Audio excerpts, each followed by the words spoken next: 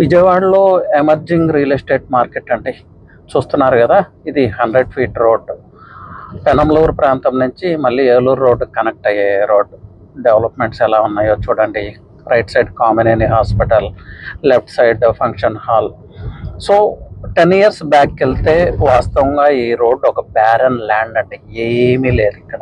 చిన్న రోడ్డు ఉండేది, maybe 10 to 15 years అనుకోండి. చిన్న రోడ్డు ఉండేది. బట్ ఎప్పుడైతే ఈ రోడ్ 100 ఫీట్ అయిందో, బియాండ్ రీప్స్ అండ్ బౌండ్స్ ఈ రోడ్ గ్రో అవటం స్టార్ట్ అయింది.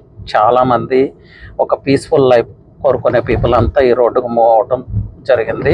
సో రైట్ సైడ్ మీరు చూడండి ఎంత ప్రీమియం విల్లాస్ ఉన్నాయో. ఒకప్పుడే 10 ఇయర్స్ బ్యాక్ తీసుకుంటే ఏమీ లేని ప్రాంతంలో ఇంత ప్రీమియం ల్యాండ్స్, ప్రీమియం విల్లాస్ చూడండి, గ్రీన్ విల్లాస్. అలాగే ఇక్కడ ఈ రోడ్కి ఒక విశిష్టత ఉందండి. హై రైజ్ టవర్స్లో బిగ్గెస్ట్ టవర్ కూడా ఈ ప్రాంతంలోనే ఉంది. మనం చూస్తుంది ఆ టవరే మనకు opposite. So almost completed and occupied అనుకుంటా.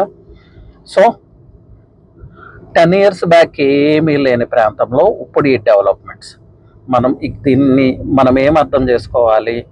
రియల్ ఎస్టేట్ ఇన్వెస్ట్మెంట్ ఎప్పుడూ కూడా జస్ట్ ఈ ప్రాంతం 5 ఇయర్స్ తర్వాత ఎలా ఉండబోతుంది, 10 ఇయర్స్ తర్వాత ఎలా ఉండబోతుంది అనేది డాట్స్ కనెక్ట్ చేసి విజువలైజ్ చేసుకోగలిగితే మంచి రియల్ ఎస్టేట్ ఇన్వెస్ట్మెంట్స్ చేయొచ్చు.